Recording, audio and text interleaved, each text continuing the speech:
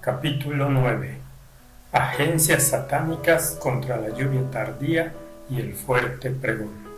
Propagación del reavivamiento del Congreso de 1893. Después del Congreso de la Asociación General, se hicieron encuentros campestres anuales y asambleas en todo Estados Unidos, así como en otros países. O.A. Olsen era plenamente consciente de que la asamblea de 1893 fue un tiempo de refrigerio de la presencia del Señor. El Espíritu de Dios reposó sobre los pastores y el pueblo. Sabía también que las bendiciones no estaban circunscritas a los delegados y a los presentes en la asamblea, sino que se extendieron en aquel mismo tiempo a muchos otros lugares.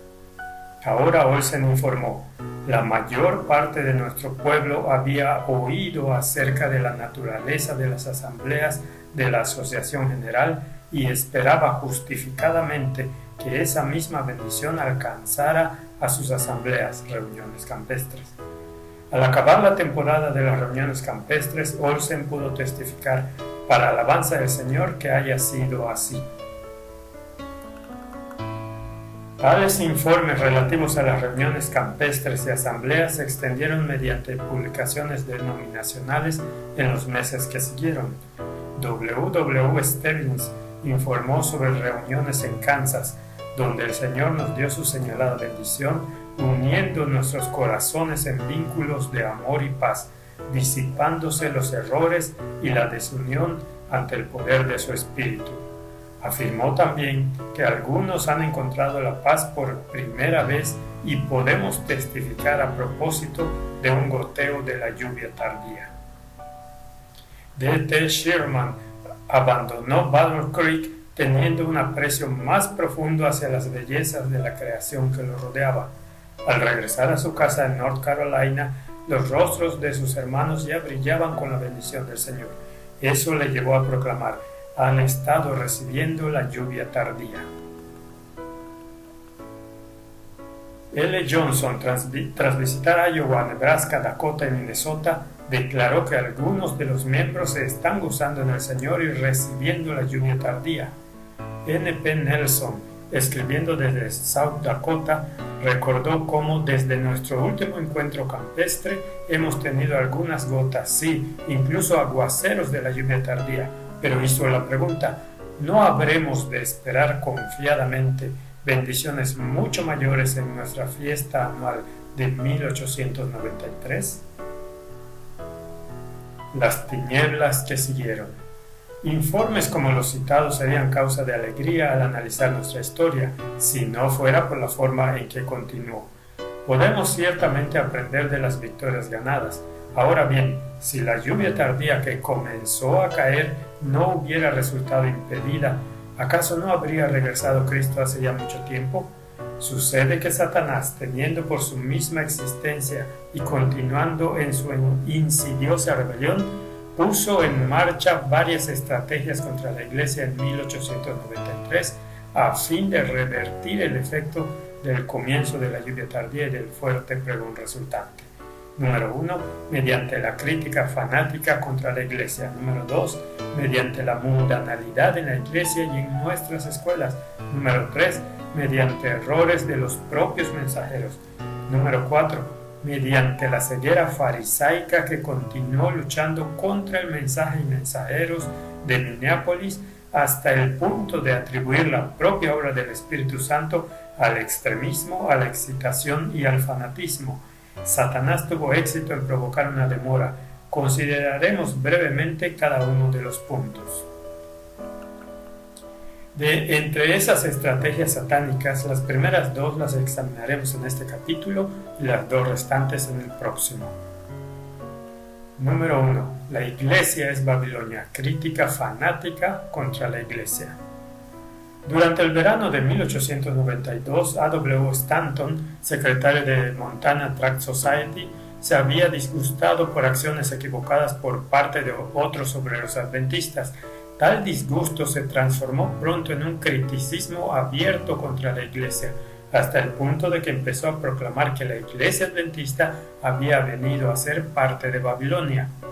A comienzos de 1893, Stanton publicó un folleto de 64 páginas titulado El fuerte pregón, que intentaba demostrar la bancarrota espiritual de la Iglesia Adventista y proclamaba en consecuencia el llamado "Salid de ella". Dicho folleto estaba en gran parte compuesto por testimonios de Ellen White mal aplicados, llegando a dar la impresión de que se aplicaban a él mismo personalmente algunos de los comentarios positivos que ella hizo respecto al mensaje y los mensajeros. Stanton publicó su folleto y quienes lo apoyaban se aseguraron de que cada uno de los delegados en la asamblea de la Asociación General de 1893 recibiera un ejemplar. Por otra parte, W.F. Caldwell, un laico activo que se había convertido recientemente al adventismo, tras una semana de estudio intensivo de la Biblia, se convenció de que la Iglesia se encontraba en un estado de sueño mortal y que no vivía según la luz de que disponía. Cuando asistió al Congreso de la Asociación General de 1893, Caldwell recibió un ejemplar del folleto de Stanton, El fuerte pregón, que no parecía sino confirmar sus propios hallazgos. Pronto contactó con Stanton y se reafirmaron de estar en el buen camino. Como resultado, Caldwell viajó inmediatamente a Australia por petición de Stanton, quien lo financió en su proclamación del mensaje del fuerte pregón. Ellen White no tardó en responder al nuevo movimiento, mostrando la absoluta falacia de las pretensiones de esos hombres, especialmente a la luz del derramamiento del Espíritu de Dios en la Asamblea de la Asociación de 1893. Un uso fraudulento como ese de sus testimonios de reprensión, que habían sido escritos originalmente para traer al pueblo al arrepentimiento y la reforma, no para llamarlos a que salieran de la Iglesia, lograría reunir solo a unos pocos seguidores bajo la bandera de Stanton y Caldwell, pero se causaría un perjuicio mucho mayor al anular el verdadero propósito del consejo de Ellen White, que ahora se había llevado al extremo.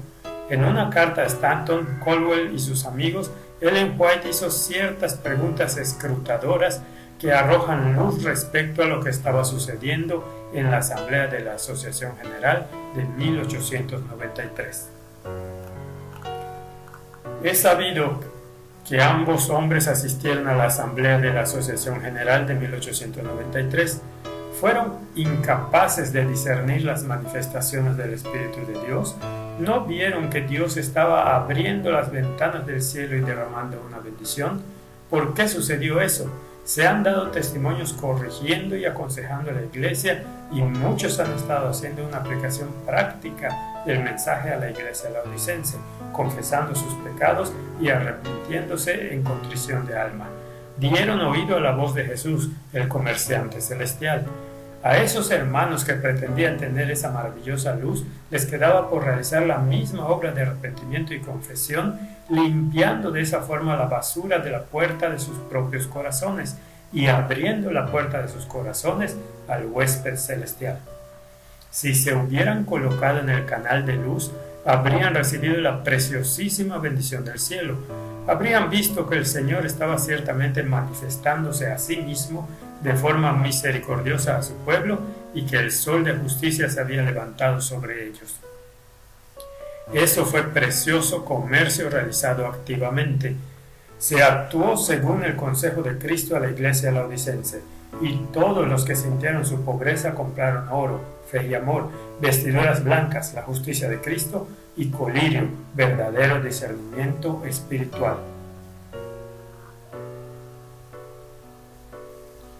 ¿Por qué esos hermanos no se alistaron y se incorporaron a la corriente de luz? Les afectaba una gran pobreza y no lo supieron. No obraron según los caminos de Cristo. No fueron humillados y enternecidos por su Espíritu Santo y fueron cegados de tal modo que fueron incapaces de ver los poderosos rayos de luz que procedían del trono de Dios hacia su pueblo. ¿Por qué no abrieron la puerta de sus corazones a Jesús? ¿Por qué no retiraron allí mismo todos los obstáculos a los brillantes rayos del sol de justicia a fin de poder brillar para el mundo? Mientras que la bendición de Dios estaba penetrando por doquier, mientras que su presencia estaba consagrando y santificando para sí mismo las almas, ¿por qué no colocaron sus almas en el canal de luz? ¿Cómo es que pudieron regresar de ese encuentro en el que se revelaba el poder de Dios de una forma tan marcada, proclamando que el fuerte pregón consistía en que el pueblo que guarda los mandamientos de Dios es Babilonia?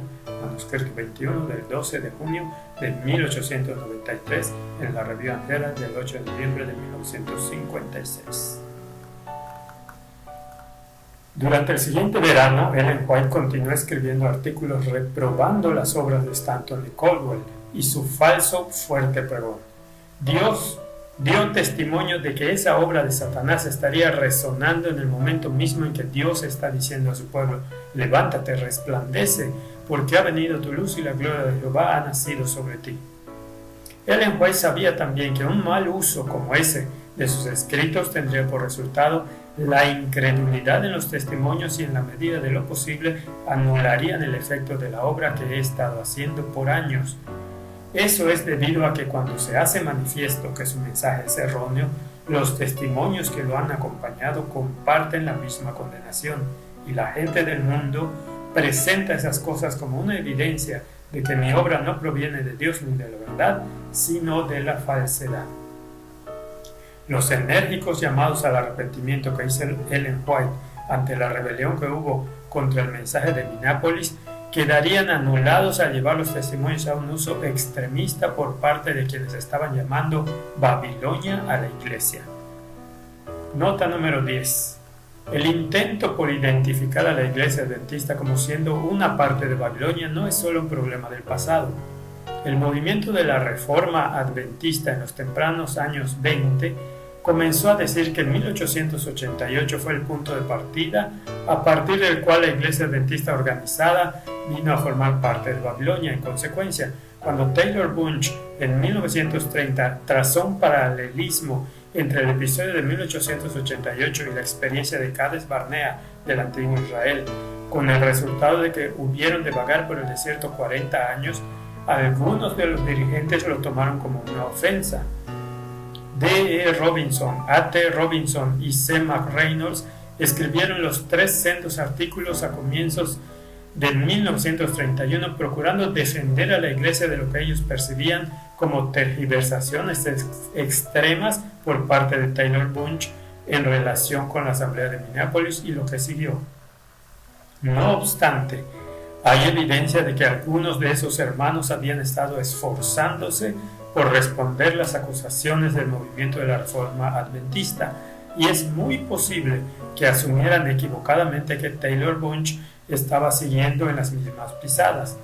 Así, una vez más, el verdadero consejo de Ellen White relativo al episodio de 1888 quedó anulado por el extremismo del movimiento de la Reforma y por la acción correspondiente de parte de hermanos dirigentes. Ver listado de referencias en el capítulo 14, notas 9 y 10. En la década de 1940 hubo otras 3 defensas de la iglesia por parte de N.F. Peace, L.H. Christian y A.W. Spalding, quienes compartían igualmente la interpretación de que señalar el rechazo a la lluvia tardía constituía un ataque a la iglesia. También existe la evidencia de que algunos entre ellos fueron influenciados y reaccionaron según conflictos anteriores con grupos disidentes tales como la Vara del Pastor y los hermanos Rogers. Ambos movimientos señalaban 1888 como el punto a partir del cual la iglesia se habría convertido en Babilonia. Tal como lo afirma Lowell Tarling, la mayor parte de los movimientos disidentes que se han separado de la iglesia adventista desde principios del siglo XX han señalado el episodio de 1888 y las cartas de enérgica reprensión de Ellen White, pretendiendo que el Espíritu Santo se ha retirado de la iglesia adventista del séptimo día. La mayor parte de movimientos han empleado estas citas para tal fin. No obstante, ninguno de esos movimientos disidentes nos da una razón válida para negar lo que realmente ocurrió en 1888, en 1893 y en los años que siguieron. Ver referencias listadas en la nota 10 del capítulo 14. Ellen White volvió a plantear preguntas perspicaces en sus artículos publicados en la Review. ¿Por qué esos hombres tan llenos de celo por la causa no estuvieron en las asambleas de la Asociación General en Battle Creek en 1893, tal como estuvieron los hombres devotos en Jerusalén en el tiempo del derramamiento del Espíritu Santo? Hombres en el ministerio abrieron sus grandes tesoros de luz en el gran corazón de la obra, y mientras que el Señor estaba derramando su Espíritu Santo sobre el pueblo, ¿recibieron aquellos hombres tan llenos de celo la unción celestial? Mientras estaban manifestando los movimientos profundos del Espíritu de Dios entre su pueblo, las almas se estaban convirtiendo y los corazones endurecidos se estaban quebrantando. Hubo quienes estaban dando oído a las sugerencias de Satanás y eran inspirados por influencias de lo bajo para proclamar que formaba parte de Babilonia, el pueblo mismo que estaba recibiendo el Espíritu Santo, que ha de recibir la lluvia tardía y la gloria que va a alumbrar a toda la tierra. ¿Dio el Señor tal mensaje a esos mensajeros? No, puesto que no era un mensaje de verdad. Cuando se levantan hombres pretendiendo tener un mensaje de Dios, pero en lugar de guerrear contra principados, potestades y contra los gobernadores de las tinieblas en este mundo, se reúnen en torno a algo y vuelven las armas de guerra contra la iglesia militante, temedlos. No llevan las credenciales divinas. Dios no les ha asignado una responsabilidad tal. Destruirán aquello que Dios va a restaurar mediante su mensaje a la Odisea. Dios hiere solamente para que puedan sanar, no para que perezcan. ¿Cómo se alegró mi corazón por la información de que en el Congreso de la Asociación General fueron enternecidos y subyugados muchos corazones, que muchos hicieron humildes confesiones y limpiaron de la puerta del corazón la basura que estaba manteniendo al Salvador fuera? Cuánto me alegró saber que muchos dieron la bienvenida a Jesús como a un huésped permanente. ¿Cómo es que se esparcieron por doquier esos folletos, el fuerte pregón, denunciando a la iglesia adventista del séptimo día como siendo Babilonia, en el preciso tiempo en que la iglesia estaba recibiendo el derramamiento del Espíritu de Dios? ¿Cómo pueden los hombres estar tan engañados hasta el punto de suponer que el fuerte pregón consiste en llamar a que el pueblo de Dios abandone la membresía de la iglesia que está gozando de un tiempo de refrigerio? Ojalá esas almas engañadas regresen al cauce y reciban la bendición y sean dotadas con poder de lo alto.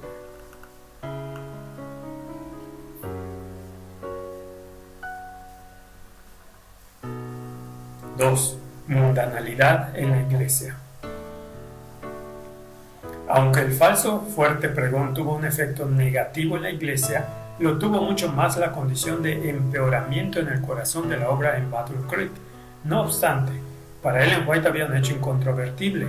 Dios había ciertamente derramado su espíritu en gran medida sobre instituciones adventistas, escuelas, encuentros campestres y en las asambleas de la Asociación General de 1893. La cuestión era, no obstante, ¿qué respuesta iba a tener ese derramamiento recibido y cuáles serían sus resultados permanentes? W. Prescott informó así en julio de 1893. Ha habido una reacción negativa tras el reavivamiento de 1892 en el colegio de Battle Creek. La falta de unidad y de lealtad entre ciertos facultativos se ha extendido entre los estudiantes. De hecho, justo antes del cierre estival se dice de Prescott que afirmó que la condición de cosas entre los estudiantes y en todo el colegio, desde un punto de vista religioso, era peor de la que jamás hubiera conocido. Uno de los miembros del equipo facultativo llegó tan lejos como para afirmar que todos y cada uno de los estudiantes que habían tenido un despertar durante el tiempo especial del invierno pasado en el colegio habían retrocedido hasta una posición peor que la precedente. Si bien hubo varias propuestas en cuanto al motivo de tal situación, Ellen White fue guiada a las verdaderas causas. Declaró que la gracia y misericordia de Dios habían sido otorgadas abundantemente a quienes estuvieron en Battle Creek en 1893, en refrigerio de lluvias de gracia enviadas del cielo. Pero mientras que la juventud estaba siendo movida por el Espíritu de forma que pudieran usar eficazmente las ricas bendiciones y progresar de mayor en mayor luz, la casi totalidad de los educadores en Battle Creek habían perdido su claro discernimiento espiritual debido a que no mantuvieron la victoria mediante una vigilancia determinada. Ellen White lamentó con qué facilidad podían contristar y alejar el Espíritu Santo caminando contrariamente a su influencia ennoblecedora, santificadora y sagrada. ¿Cuánto se ha abusado del don? Durante el verano, Ellen White estuvo ansiosa porque no se estancaran el reciente derramamiento del Espíritu Santo en la asamblea y los avances hacia un reavivamiento y reforma. Si el pueblo regresaba a la mundanalidad y a la falta de interés por la obra misionera alrededor del mundo, tenía una preocupación especial por Battle Creek en el corazón de la obra. Expresó ampliamente sus preocupaciones en un escrito dirigido a América. Si los hombres y mujeres han recibido luz acrecentada, ¿qué están haciendo? ¿Qué están haciendo en cuanto a advertir a hombres y mujeres que no saben que el Señor viene pronto? ¿Quiénes dejarán sus hogares acogedores y sus queridos lazos familiares para llevar la preciosa luz de la verdad a tierras lejanas? ¿Os abrió el Señor las ventanas del cielo y derramó una bendición sobre vosotros en la última asamblea de la asociación? ¿Qué uso habéis hecho del don de Dios? Él ha dispuesto las fuerzas motivadoras que ha implantado en vuestro corazón a fin de que con paciencia, esperanza e infatigable vigilancia podáis presentar a Cristo y a Cristo crucificado para que podáis elevar la voz advirtiendo que Cristo vuelve por segunda vez con poder y gran gloria, y llaméis a que se arrepientan de sus pecados. Si los hermanos en Battle Creek no se levantan ahora y van a trabajar en campos misioneros, volverán a caer en un sueño mortal. ¿Cómo obró el Espíritu Santo en vuestros corazones? En artículos publicados durante el verano, Ellen White continuó expresando las mismas preocupaciones. ¿Aprovecharía el pueblo remanente de Dios la gran luz que se le dio?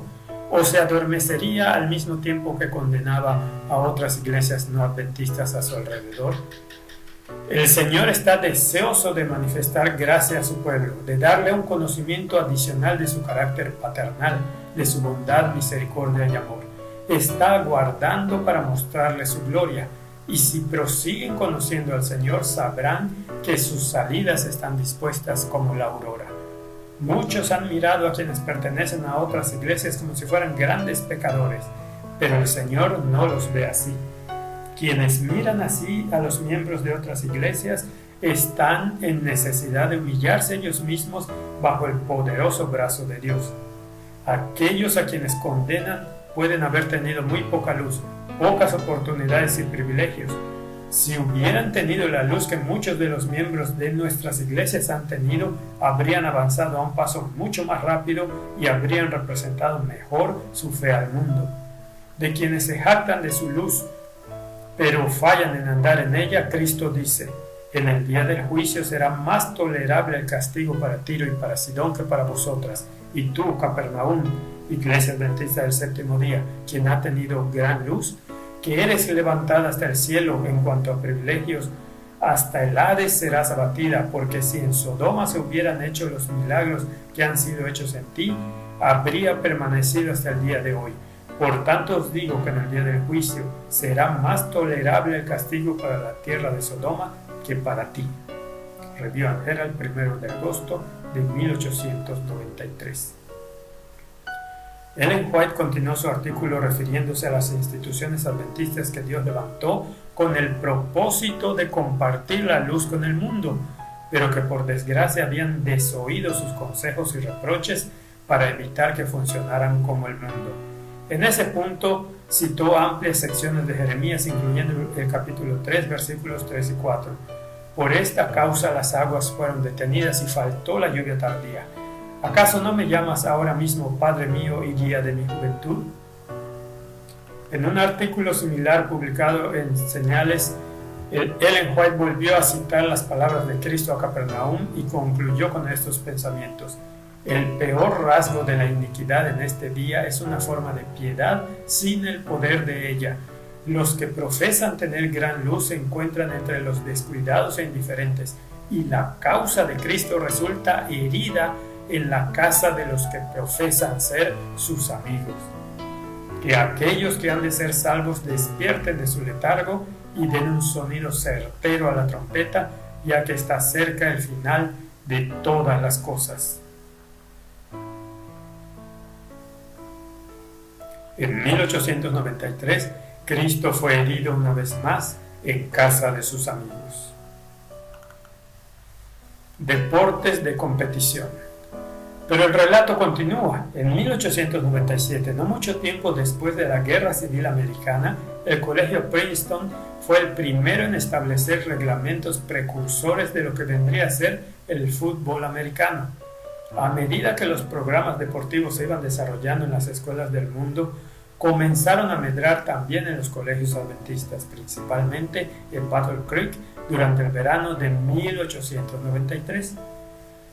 Por ejemplo, cuando un equipo de fútbol del colegio de Battle Creek estaba cerca del final de uno de sus partidos y se encontraba en un aprieto debido a que les amenazaba un penalti pitado en su contra en el último minuto, hizo rápidamente aparición el espíritu combativo mundano. No queriendo acabar en empate, el equipo del colegio y su afición adventista protestó con vehemencia el veredicto sin obtener la respuesta deseada. Se programó un partido de vuelta y los estudiantes regresaron a sus dormitorios explicando la injusticia del desenlace a quienes no habían podido asistir. Los periódicos locales informaron sobre el partido y dedicaron especial atención al amargo desacuerdo que hubo al final. Informaron también acerca de una competición futbolística especial entre los estudiantes americanos y los ingleses del colegio de Battle Creek. Cuando se jugó el partido hubo un gran número de espectadores adventistas presentes y otros de la comunidad de Battle Creek. Tras ganar el equipo de los ingleses, el episodio pasó a la prensa con este titular: el gran partido de fútbol internacional. Uno de los estudiantes ingleses envió un ejemplar del reportaje de prensa acerca del partido, junto a informes de combates de boxeo disputados en el campus, a sus padres que vivían en Australia, quienes con gran sacrificio lo habían enviado a aquel colegio sacralizado para recibir una educación cristiana. Los padres se preocuparon, por decirlo con suavidad, y enviaron los artículos del periódico a Ellen White. No pasó mucho tiempo antes de que Ellen White se sintiera compelida a responder a tales eventos mediante diversas cartas y manuscritos. Se sintió constreñida por el Espíritu de Dios a escribir advertencias relativas a dónde conducirían actividades como aquellas.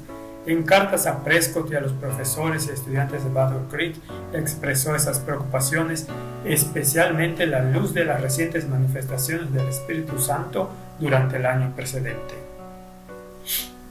¿Os ha abierto el Señor misericordiosamente las ventanas del cielo y ha derramado una bendición sobre vosotros?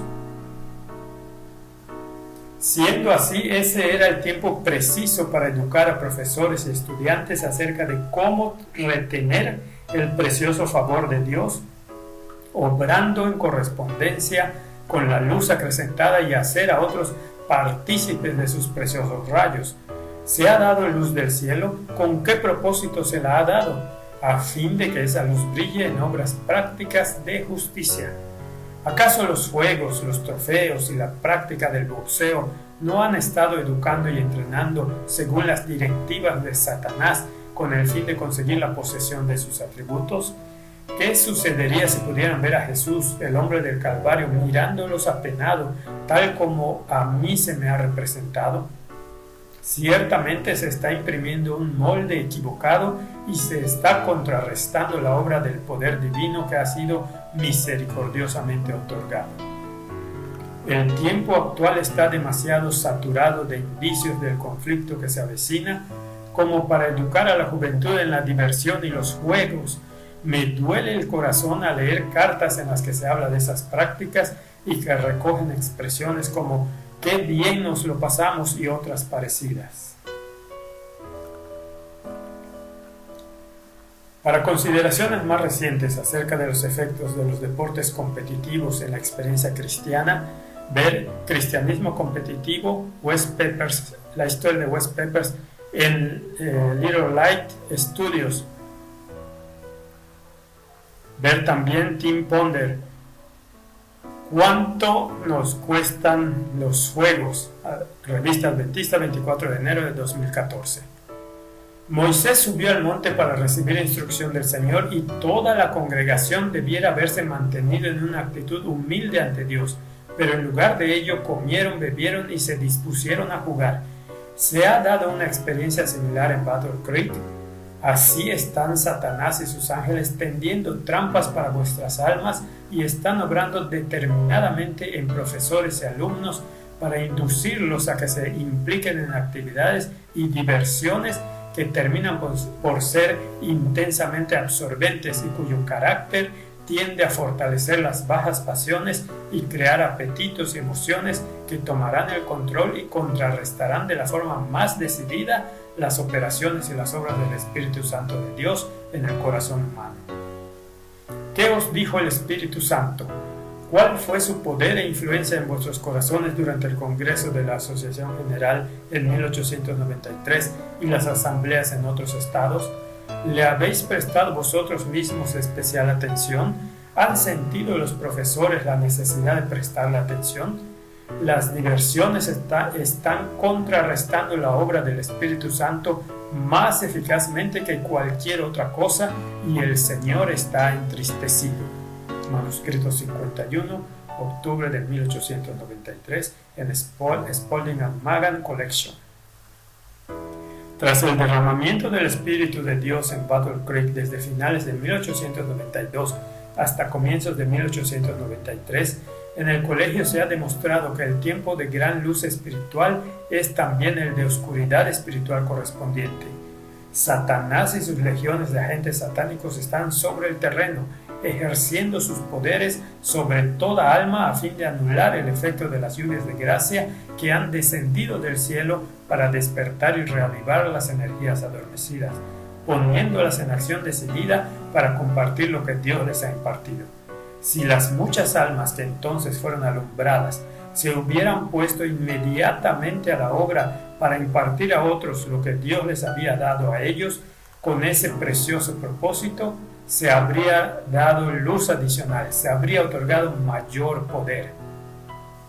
Mensajes Selectos, volumen 1, página 129. Escribiendo de nuevo a W. Prescott en octubre de 1893, Ellen White se lamentó por su dolor al ver que la preciosa luz dada en Battle Creek en la última asamblea de la asociación en 1893 no fue tan apreciada como para que toda lámpara se mantuviera en condiciones y ardiendo al ser alimentada por el aceite de la gracia. Se permitió al enemigo que ingresara y dirigiera las mentes para volverse de la preciosa luz y de los movimientos profundos del Espíritu de Dios, declaró. En relación con la crisis de la ley dominical y el fin de la historia de esta tierra que tan cercano está ante nosotros, debieran haberse producido de parte de todos obras correspondientes con la luz dada. En lugar de ello, Ellen White describió que entre la juventud, la pasión por los partidos de fútbol y otra clase de gratificaciones egoístas han ejercido una influencia equivocada. No obstante, Ellen White evidentemente comprendió que los responsables no eran solo los estudiantes, sino igualmente los profesores. Los instructores debieron haber tenido sabiduría para seguir las indicaciones del Espíritu Santo y avanzar de gracia en gracia, guiando a la juventud para que sacara el máximo provecho de la luz y gracia concedidas. Debieron haber enseñado a la juventud que el Espíritu Santo, que fue impartido en gran medida, les asistiría a fin de que usaran su tiempo y habilidad para hacer el servicio más elevado en favor del Maestro, alabando a aquel que los llamó de las tinieblas a su luz admirable. Pero en lugar de eso, muchos corrieron con presteza en procura de placer. Se ha cometido un grave error al seguir los planes e ideas del mundo respecto a la recreación indulgente y el amor al placer. Eso ha resultado siempre en una pérdida. Es tan fácil deslizarse hacia planes, métodos y costumbres mundanos y no dedicar un pensamiento al tiempo en que vivimos y a la gran obra que queda por realizar, como en los tiempos de Noé. Está cerca el fin de todas las cosas. Se necesitan ahora hombres armados y equipados para batallar por Dios. Os ruego que leáis Ezequiel 9. ¿Quiénes llevan la marca, la señal de Dios en sus frentes?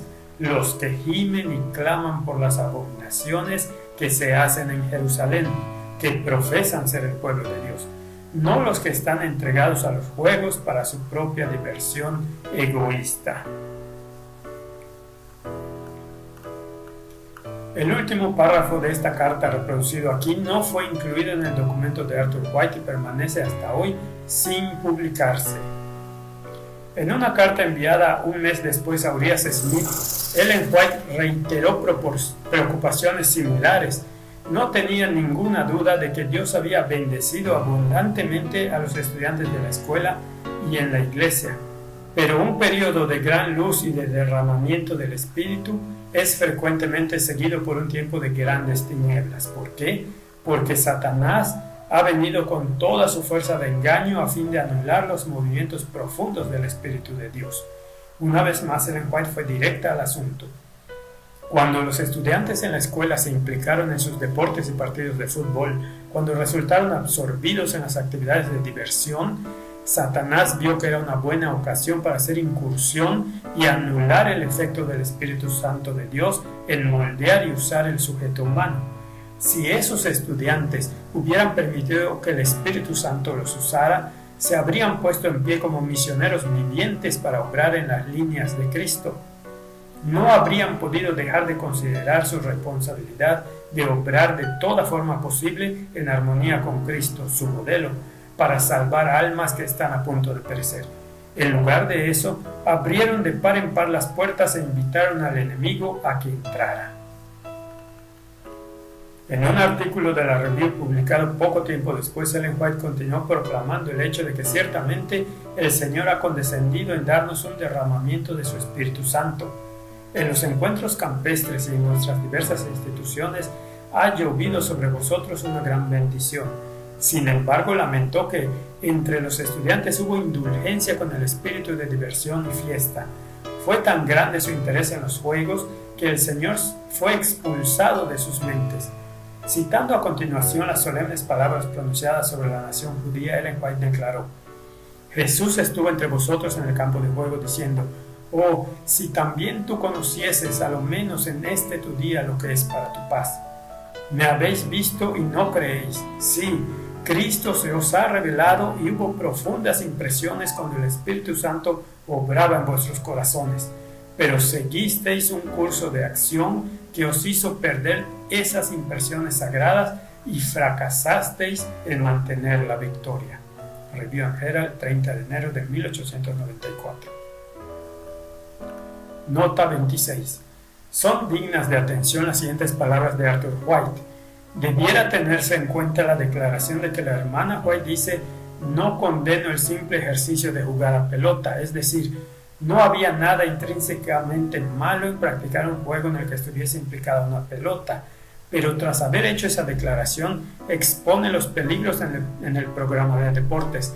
No se cuestiona que sea esencial la recreación, pero tal como lo vio Ellen White, a medida que los jóvenes se van haciendo mayores, tal recreación se puede encontrar en alguna ocupación útil que sirva para algún propósito práctico. Una vez más, el problema no se circunscribía al profesorado del colegio y a sus estudiantes, sino que alcanzaba a la iglesia en América, especialmente en Battle Creek, al centro del adventismo y al corazón de la obra. Ellen White declaró: el lugar en el que ha estado brillando sobre el pueblo la mayor luz del cielo puede convertirse en el sitio de mayor peligro y tinieblas debido a no continuar practicando la verdad y caminando en la luz. Si la iglesia que ha tenido gran luz no camina en la luz ni se viste con las vestiduras hermosas, no se levanta ni resplandece, su visión se convertirá en tinieblas, de forma que la luz será percibida como tinieblas y las tinieblas como luz.